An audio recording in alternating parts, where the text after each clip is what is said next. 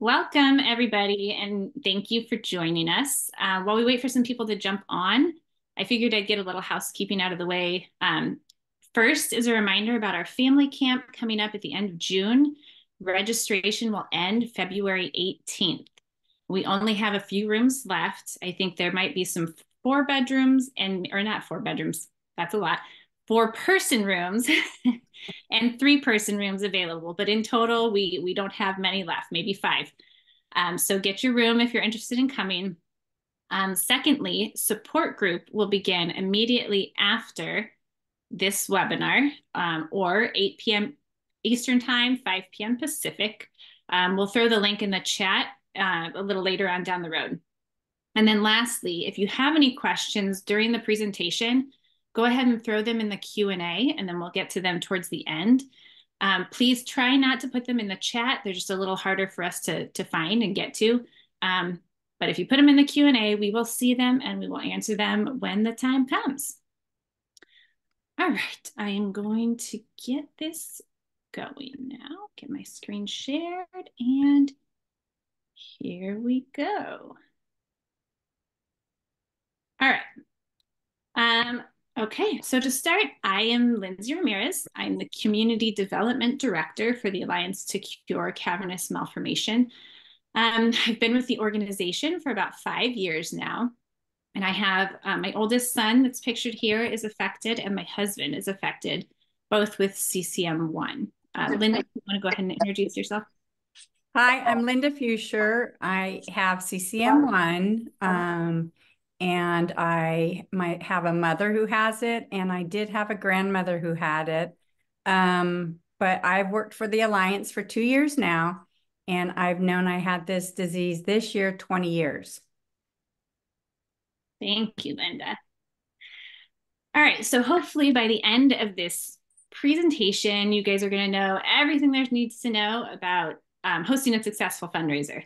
But let's begin with the purpose of a fundraiser. So first and foremost, you want to make a positive impact on the cavernous malformation community by providing financial support. And with that financial support, we can address specific needs such as advancing research, patient education, community support. And there's a couple others listed here. So I'm just waiting for also important. The other thing that we can keep in mind is creating awareness. So hosting events is a great way to engage your community, but also serves as a platform to share information and encourage people to get involved and contribute. Community engagement. It brings people together for a shared purpose. Typically, they come because they love you as the person, the host. And then they bring guests and they bring other people that you can also share information about cavernous malformation. And then empowering people to make a difference. So letting them know that even small contributions collectively create a huge impact. Oh, it's not going. Hold on a second. There we go. All right, so how do you choose the fundraiser that's right for you?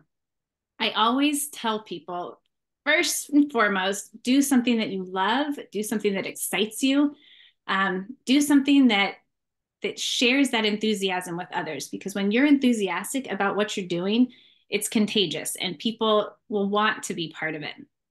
So we have a few examples here of what has been successful in the past within our community. And this is not the only thing we've ever seen happen or seen done, but these are just some good examples right now.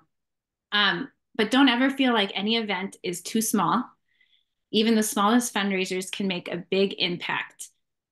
So again, don't feel like just because you don't have this large goal of $50,000 for a fundraiser that you're not making an impact, because you are.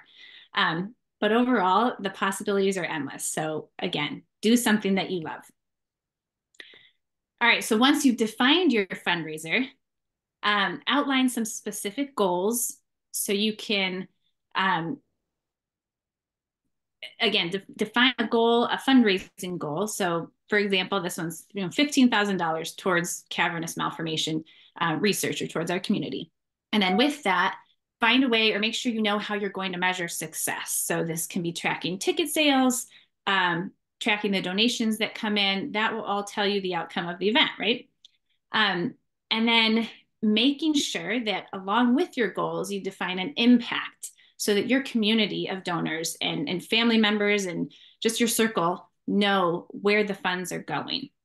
And we have just a basic example here of something that we are using currently to help define the impact for our donors.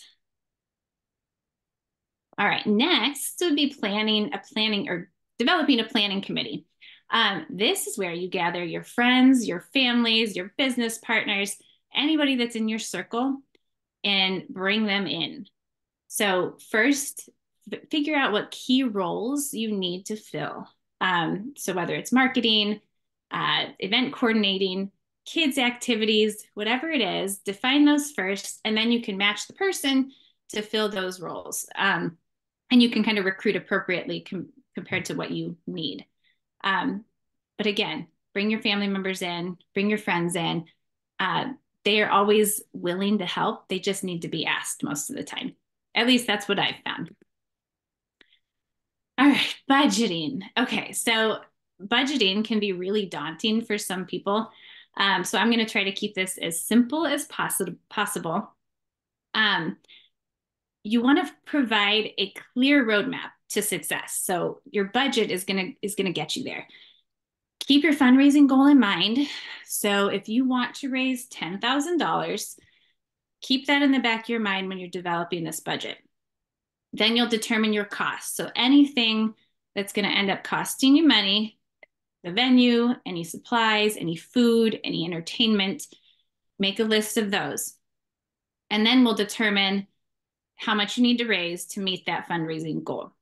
And here, this next slide, I think, yes, it's going to show you kind of just a basic budget that I kind of threw together. But if your fundraising goal is $10,000, meaning that's how much you want to give back to the organization, what I always do after I laid out my expenses, so you'll see the expenses here on the right, I'll lay out my expenses, total them up, and then I actually end up adding it to my fundraising goal. And then that will give me the total amount that I want to actually raise through the event. So I know that $1,400 has to come out of the amount that I've raised, which then gives me the net profit of $10,000 to go to the Alliance to Cure. And then from that total amount raised, that $11,400, I broke down the income or the ways that we could potentially bring in funds. So one is registration and tickets, through donations, through raffle and silent auctions. And if there's other ways, like, again, this is just an example. So you guys, depending on the event, there might be other avenues of income as well. But I just separated it out based on what I thought I could raise through registration and tickets, through donations, through silent auction, totaling that $11,400. So it kind of gives me a goal of where I want to end up. And then all along the way of the planning, and as soon as you start opening up ticketing, registration, donations for your event, you can track it along the way, see your progress, push a little harder if you need to, ask a little more if you need to, but you'll have an idea of where your success is during the process. And here, I believe I'm going to pass it over to Linda now. Yeah, hi. Okay, so marketing and promotion. Promoting an event effectively is critical to its success. So we want to start strategies to consider there, utilizing a dedicated event page. And we'll get into this on the next slide, but this is a page that has your event details, your registration, it'll keep track of donations. And here also, like, stuff to consider is your social media marketing. So you want to create something. If you'll look over to the slide, the picture in it, you want to grab something that's eye-catching. When people see an event that you're doing and it's eye-catching, the visual event is just like, hey, I want to be a part of that. So use something that's going to strike you, strike somebody else to want to be a part of it, and make your page. This is something that we can help you do, and we would love to help you do this and put our logo on it. The email marketing, you're going to build an email list of potential attendees. So you're going to look at all your friends and family members, and you're going to grab all their emails. And this is something that is going to be sent out to them, and they can now join this event. So you see all the highlights, and the registration details will all be on this if you look over to this golf tournament. So in order to engage some of your attendees, there's always cool things like giveaways. Like maybe you have somebody that you know who has a stand-up paddleboard that would love to donate it to. We've had also clubs, golf clubs. We've had Murph Electric Bicycle has given us a bike here in Orange County for the past 3 years now. So find somewhere, someone's got to be willing to give you something to entice people to come to your event. Okay. The next one will be registration and tickets. The registration process for fundraising events serves several important purposes. Many times registration or tickets are the main source of an income for an event. So you'll want to, this is where we're going to talk a little bit about the platform we use. We use Network for Good. And the reason why we use Network for Good, and again, let me re-emphasize, this is something that we'd love to help you do. This makes this link easy to use because we create all the tickets in there. We create the price for the ticket.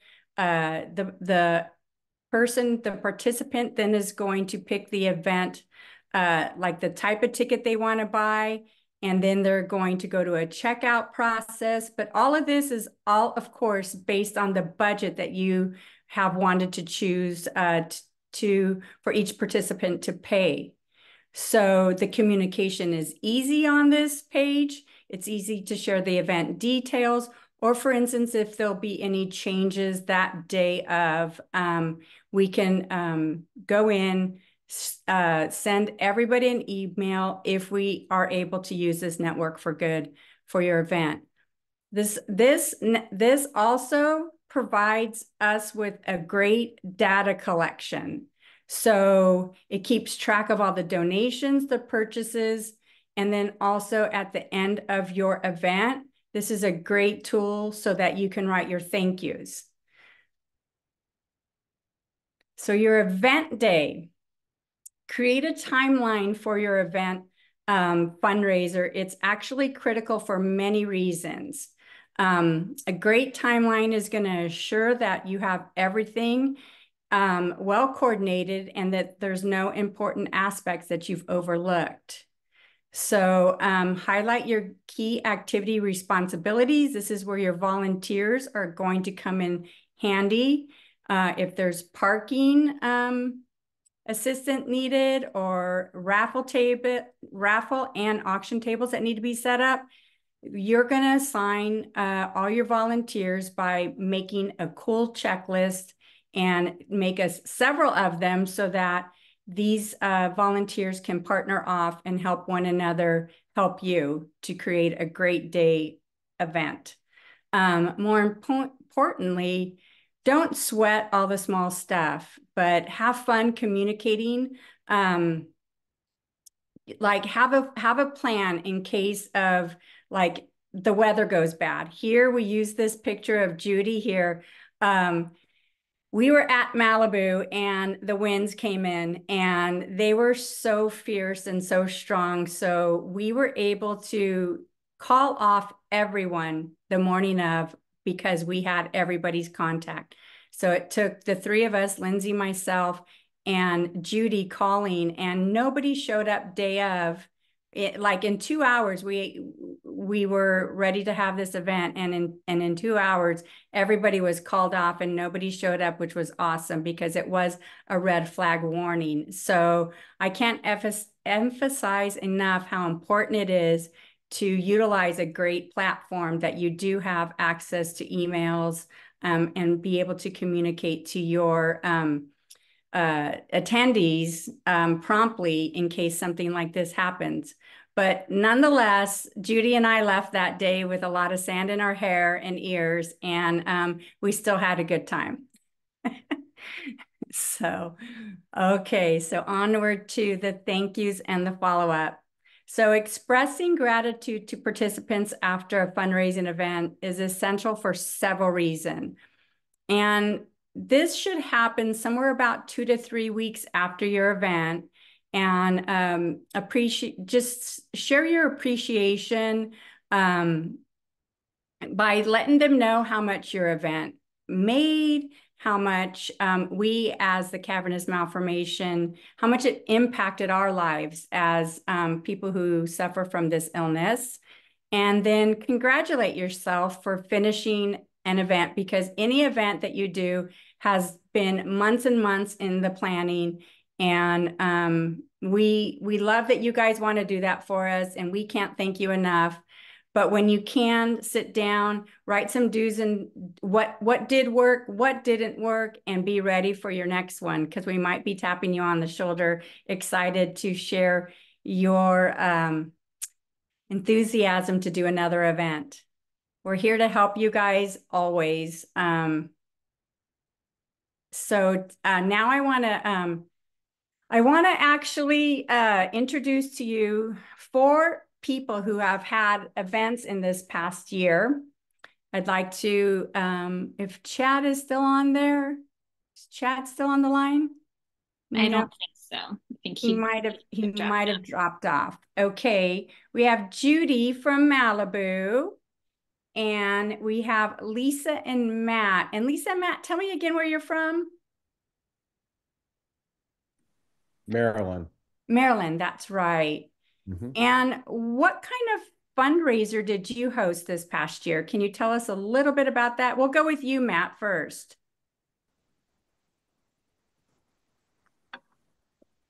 Sorry, I was trying to get to the unmute.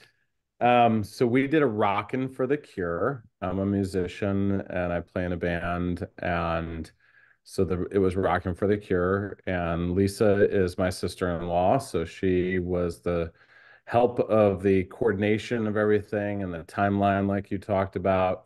I handled the music and I handled the donations from the local businesses, some of the signage, and then my wife, who couldn't make it to the presentation tonight, she handled all the design, marketing, social media. We both kind of teamed up a little bit of social media.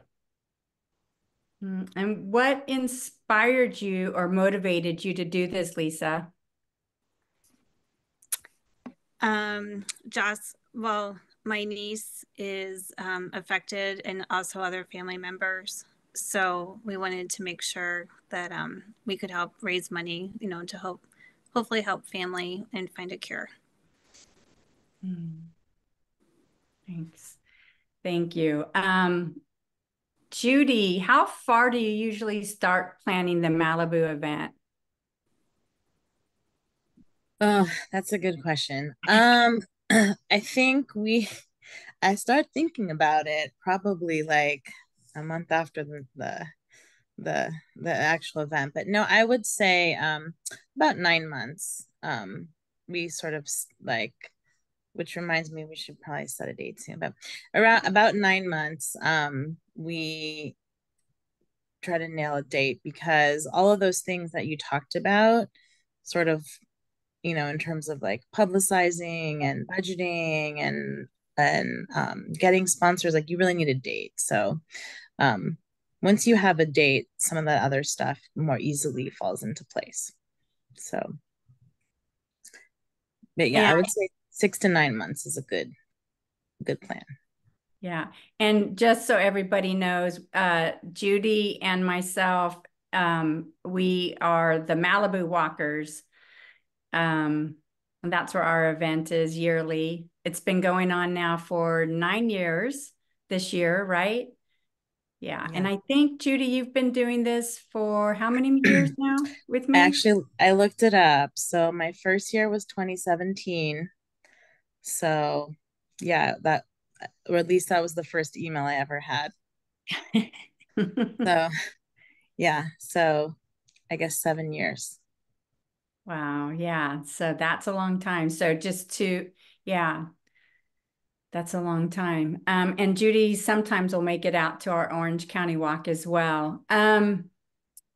What advice, Lisa, can you give someone who's thinking about planning a fundraiser a fundraiser event, excuse me. I guess location. One thing that helped us, Matt did a really good job securing, I guess, like a bar and restaurant.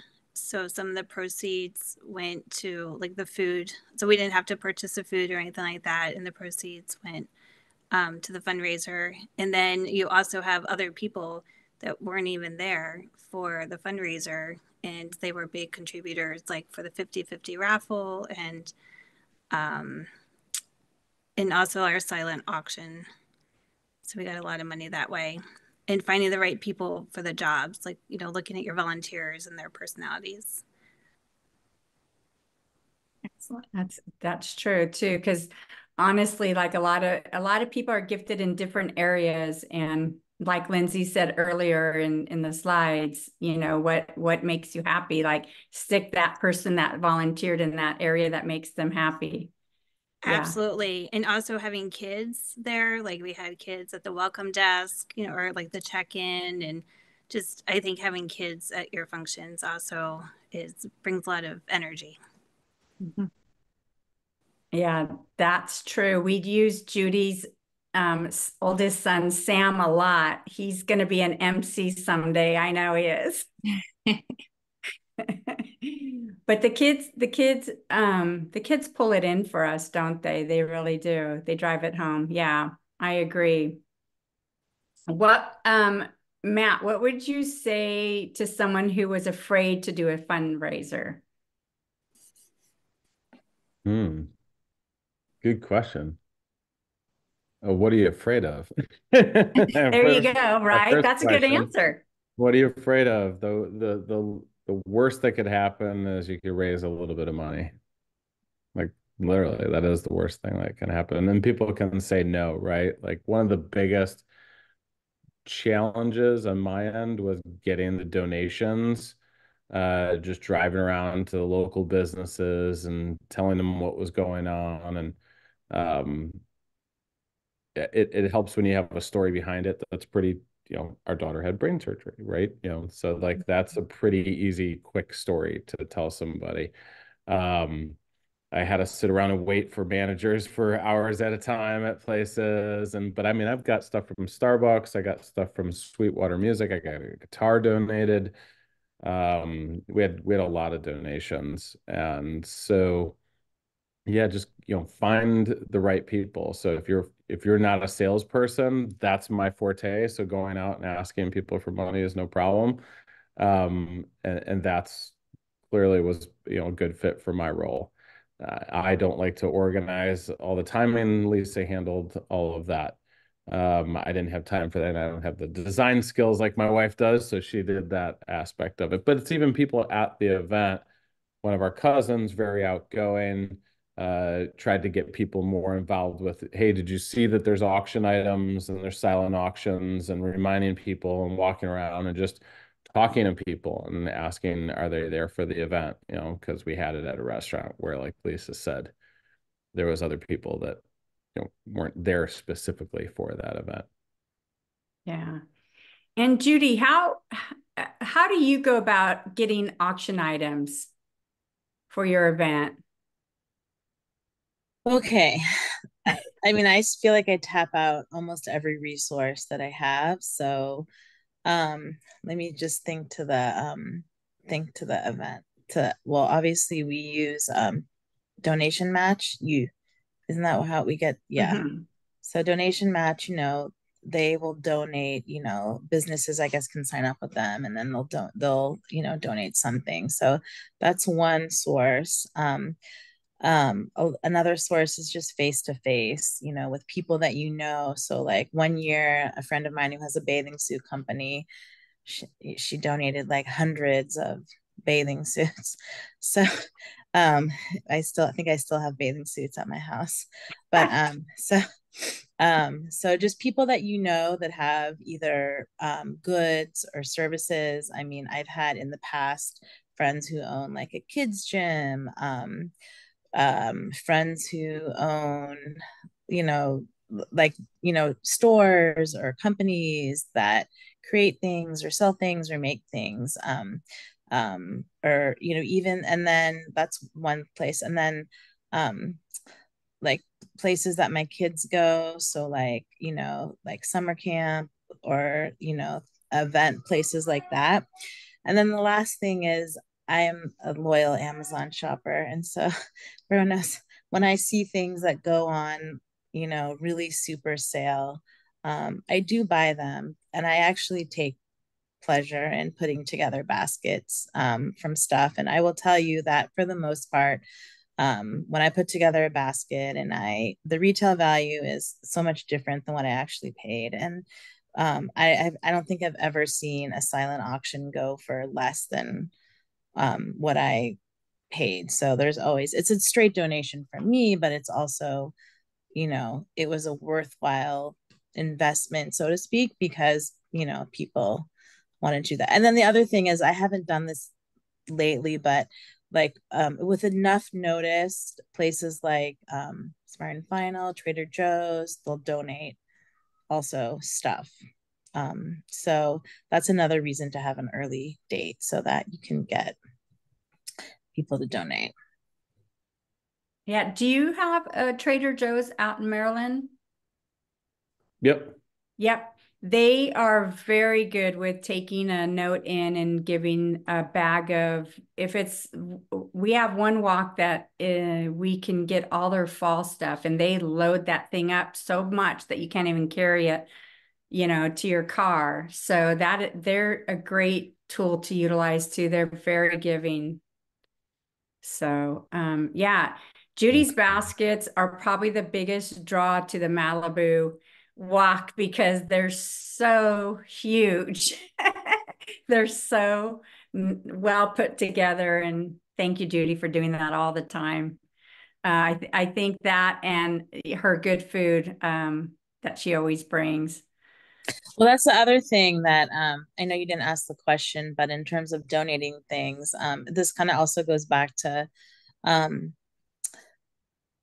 it goes back to budgeting and planning and why you're doing it. So like um, a fundraiser isn't only about the raising funds or community events, as Lindsay said. And so, in my circle, when people have come, they feel like they want to do something. And so I do also take pride in providing the food for the event. But this was the first year that I didn't since we've been involved because friends of mine who own a catering company said, we're going to do the food for you. And it was, you know, delicious and like it was great because well, number one, I didn't have to bring it, but and then it in terms of budgeting, it frees up resources. Like obviously we have a limited amount of resources, and so if I'm not spending money on food, then I can donate more to the actual event. So you will find as you kind of go through the process of doing a fundraiser, people, they really want to do good, and especially when they hear your story. And I know you didn't ask me my story, but it's the only thing I get emotional about. So 8 years ago, my then 2-year-old had his first hemorrhagic stroke from a sporadic CCM in his cerebellum. And it's too long of a story, but it grew back 2 years later and also hemorrhaged. And so he's 2 surgeries out, or he's had 2 surgeries. And now almost, I guess, 5.5 years, he's clear, thankfully. But when people hear your story, they want to do something. And so, you find more people thinking, well, what can I do? And so some people, they just want to give money, which is amazing. But, if people have sort of like a good or a service or a catering company or anything that they can do to help, it really makes them feel good. And even like that, those friends with the catering company, they said, you should really their son goes to school with my oldest, and they said, you should really tell the school. And so like the school this year publicized my son's middle high school publicized it. And then we got like, I think 6 or 7 middle school students that came out and volunteered, because it is labor intense, to set up all the stuff. So they came out. I think there were like 7, middle school, high school kids. And so it's it's just like slowly spreading the word about what we're doing and why we're doing it. And so ultimately, yes, the goal is to raise money, but it's also to raise awareness, because the people attending the event are going to go out and tell people. And then, people who are either in the medical field or are, or just looking to donate, it's sort of like having an event isn't just about that single event. It's the gift that keeps on giving. People leave the event talking about it. And I can't tell you how many people have said to me, like, I left your event, I told someone, and guess what? I heard this other person also has this. And then sometimes people will contact me because somebody who was at the event learned that this other person, them, has it. Anyways, I could talk forever, but just you make a good point though, Judy, about, it's not just about the funds that come in. People donating their time and their gifts are just as valuable sometimes. I think that's an important thing to remember and to think about, is that, just because you can't give money doesn't mean you can't give your time and that it's not valuable, or you can't give your talent, because your talents are valuable as well. So it's a good point. I like that. And to build on that, like Lisa, you were saying that you were at a restaurant and not like the restaurant there were other people there that weren't there for your event, which like I would be curious to know, like, were some of the people there curious about what you were doing, and did they come over and try to see? Because Linda and I can tell you that, we always have these events, and they're public, but and I'm not going to say how much the donation was, but people always come by. And especially this year, someone came by, she was just running along the Malibu boardwalk, and she came back to give a donation. It was a big donation, because she had seen what we were doing, because we do have signs up. And it was like, here's someone who had probably never heard of us or this disease before, and came back, after she finished her run, to make a big donation. And so that's the other piece. So I'm just curious for Lisa and Matt, did anyone come over and not even donate, but just find out about what you guys were doing? Yeah, absolutely. There was a few people. Was the guy that bought pretty much everything from that owned the pizza store? He wasn't invited, right? Exactly. We had a silent auction, and there was a gentleman there, and he was just so touched by what we were doing, and I guess our story, that he pretty much purchased almost everything in the silent auction. He bid on like everything. So, and he just happened to be there with his family, for like lunch, and he just happened to pretty much buy everything. And then on top of that, the 50/50 raffle is really helpful too, because the winner of the 50/50 raffle basically gave it back as a donation to so we got like double our money there too. Tell me about the 50/50 raffle. Yeah, it's pretty simple. So we did it at our school, the kids' school, for Irish Fest, and I ran that. So I just did it pretty much the same way, where it's like, oh, you could get a one ticket for $5, or I'll give you an arm's length for 20. And that's, you kind of making fun of it, right? Like making some fun out of it, not making fun of it, but and so everybody does $20. Like everybody just gives $20.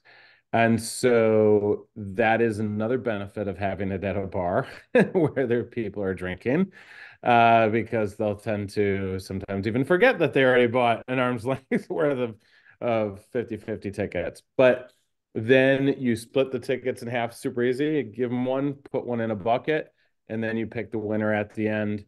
And like Lisa said, the person who won was a friend of the family, and said, here's the way, keep the winnings. That's yeah, Wow. put it towards donation. And I will, just to add to that, when people came in, we had into the restaurant, we had like a check-in area, and Outside. we outside the bar, and we had the kids there also helping, and they were also asking, when people were checking in and coming in. And then we had a neighbor who's very friendly and, very outgoing, and she went to everybody in the bar too, and got a lot of donations that way too. Yeah. So again, And this that's was, remember, this was our first one. So it was basically 3 people managing it. So you don't have to plan. Yes, it'd be great to have 9 months. I think we'll be lucky to have 2 or 3 this year because we're planning on doing another one. But you don't need a lot of time. You need a week to kind of go out and try to get some donations, and then reel them in the week after, because there's some people that say, hey, call manager or whatnot, or come back. And then just find a bar that you frequent or a restaurant that you frequent, and they'll usually do it early, like before a dinner or maybe after a dinner. Like, we're looking at doing it at night this year because we want to have more people come out, because during the day is really hard. And and we want it to be able to last even longer afterwards, to be able to hang out afterwards. But that'll be a tough call too, because the restaurants make so much money, obviously, on their dinner shifts and certain times, depending on the type of establishment it is. So it really isn't that much work. I think it is the signage. That's another thing that I'll point out. And I'll also offer, I have a signage company, so happy to send you that information and give people discounts off signage if they need anything. We have a retractable banner stand, super easy. You just pop it up. We do the pop-up tents, things like that for outdoor events. Because I think long-term vision for our events, I think you had mentioned someone else in the East Coast area does concerts. And I would love to connect with somebody like that to do a much bigger event planned out maybe a year in advance or whatnot, and get some pretty big acts. Like, really go out on social media and ask for some big hitters to donate, right? And see what happens. Because if we raised over 15,000, I think 16,000 is what the final number was. And come to think of, we also put in some extra donation because we bought like the tabletop stands that had the information of the event on it, so that people could just QR code and look up the website right from the sign if they were sitting around at a table. So that's another good idea. But yeah, the signage, that's a big part of it. Welcome center, obviously the food. Like Judith had mentioned, get catering. That's a great idea. In fact, I know somebody in catering, so that'll probably be my next call for the next event, to help out on that. And there's really like 5 pillars, I would say, to it, between the financial, the marketing, which you covered very well in the presentation. So hopefully people could look through that. Mm-hmm. It's so interesting because I've had the Murph bicycle. It's an electric bike. It's pretty cool. When I first got this job, I sent out a stack of envelopes to the local people here. I live in a surf town in San Clemente, California, and there's so many businesses in this business park right across the street from me. And so I just went and copied everybody's address. I went on a stroll in and out, and I'm like, okay, I sent all these letters out that we had prepared and asked for donations. And my husband says, don't be sad if you don't get anything. And I said, well, I don't expect a Murph bicycle because it's valued at about $2,500, right? But I think maybe they'll give me a hat. No, they gave me the bike, and they called me like that week, and like it was barely there, probably in their hands, about a day and a half later, and I that quickly got a phone call, and you know, anything we do now, I send one just once a year. I don't try and overwhelm them like by giving me 2 bikes, you know. But this year when I just took them something, they offered to come to our event with their pop-up tent, and they said that they will sit under it and they will run credit cards all day long for us for the MRF. So now I got not only a donation, I got they're gonna man the tent for me. So it's amazing. Nice. Like once people get to know you and know the cause and everything, they are so willing to help. So again, it goes back to that last slide when you thank them, you know, afterwards, and you do it in a timely manner. And, you know, of course I have purchased my own bike and my husband purchased the bike. So, but it's still building that relationship with the people that you know, it's awesome. I was just gonna add that I think I successfully bid on the first MRF donated. And I love it. That's great. You did. Linda, I was just going to ask you if you could elaborate a little bit about, so we did our first golf tournament this last year in Southern California. Could you talk a little bit about the planning for that? And then I know we have some golf folks watching, which is why I think it would be good to hear. Just how So we're getting ready. Yeah, we're getting ready to plan 2 different golf tournaments, both within the same week. We have one in Maryland that is going to be the 20th of May. And then we have one on the 23rd of May here in Southern California. So we are ready. Network for Good is running with both of these events. We would love to see people sign up for these events. They have sponsorship levels that are available to also choose. And even if you can't make it to the event, at least consider a donation maybe by going on and going to the Network for Good site and just go in and just make a donation to it. Because honestly, you know, I know for this will be the first year for Maryland golf. This will be our 2nd year in Southern California, but you know, day of, it's interesting because the day of the golf, we try to get a lot of the patients to at least come to the dinner. And we had a gentleman, we had one of our doctors speak at it who had done the surgery on one of the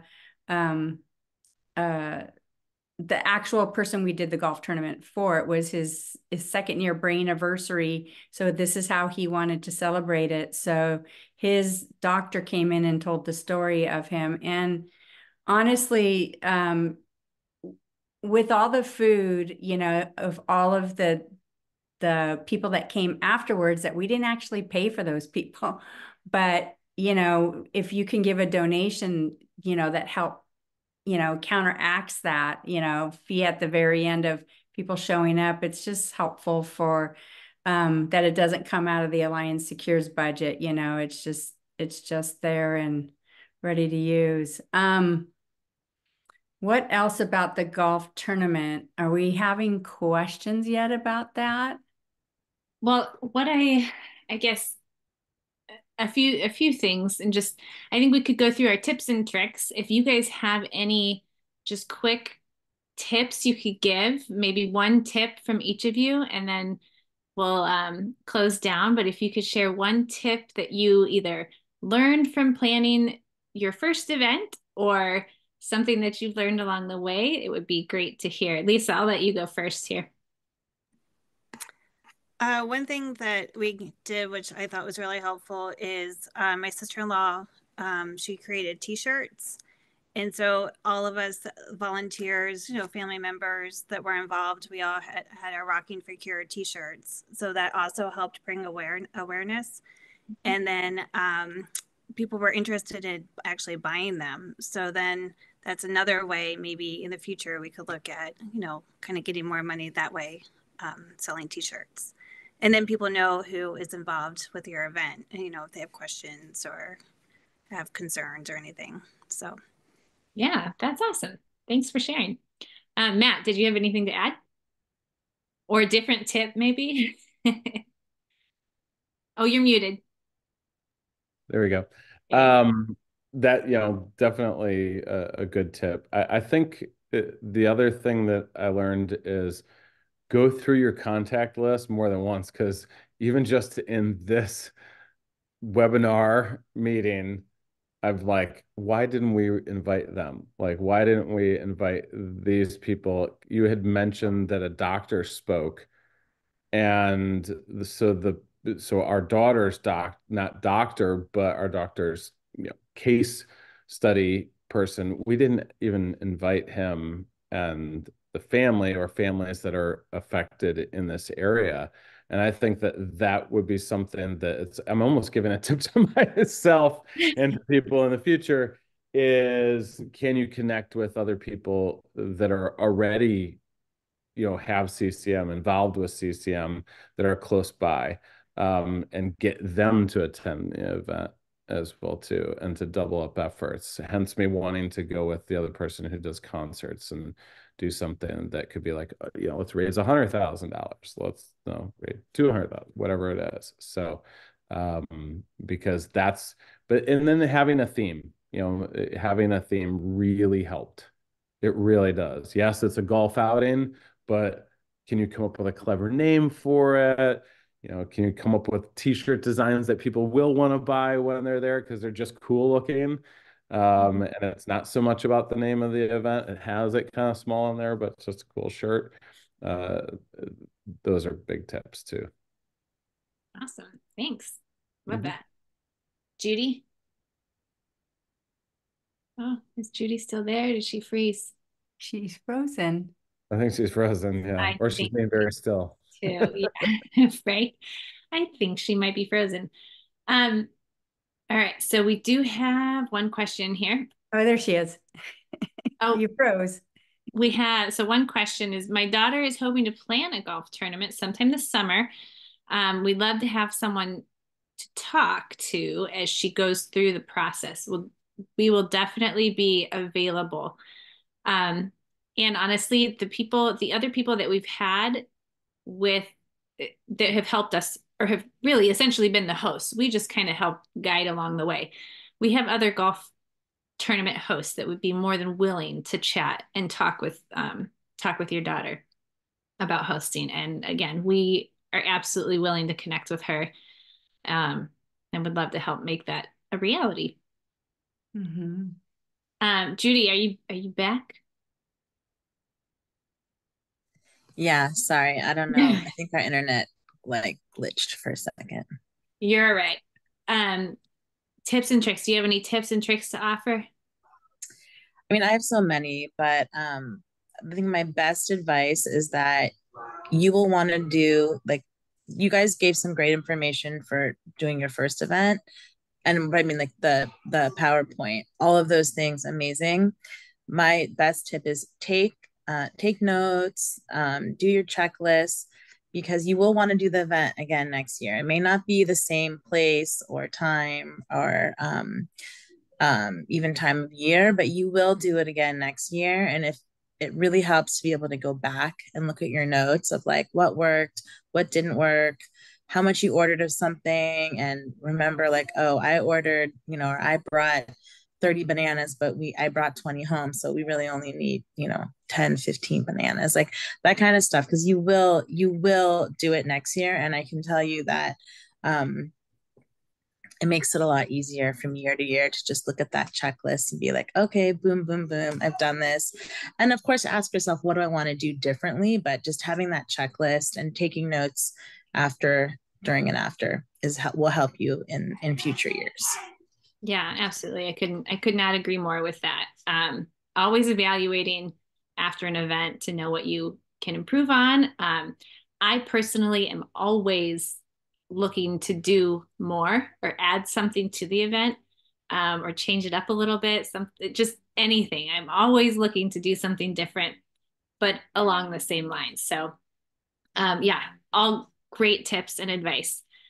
Thank you guys for joining us this evening. This has been wonderful talking to you guys, and hearing about your events and what you guys have done. And I really look forward to hearing all about it again. I'm excited about another Rockin' for a Cure, and excited to do something even bigger. And just through this conversation, I've got ideas rolling through my head too. So we'll be talking.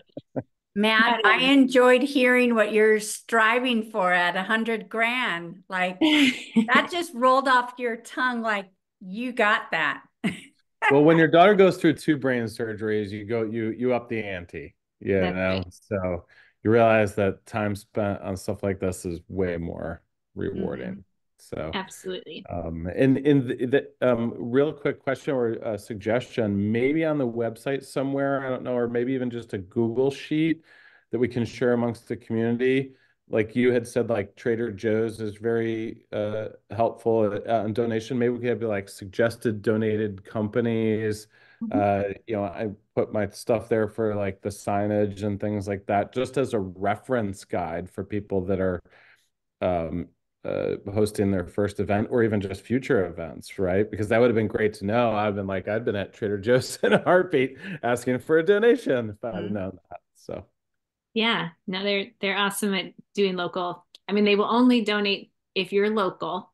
So if you yeah, have a Trader Joe's within, certain miles from your event, they will right, definitely almost right. always donate. But yes, we will be in touch for sure. But thank you guys all for coming. The support group is in the chat. Yes, the video will be available. It is being recorded, so it will be available in the coming days. But if you're interested in going to support group, the link is in the chat. Darla has popped it in there nicely for us. So go ahead and pull that. Otherwise, I think that's it. But thank you guys. This has been great. Yes. Thank you for hosting. Not Thank a you problem. guys for all you do for the Alliance to Cure. We appreciate you. Likewise. Yep, likewise. Best luck with everybody. Yes. All right.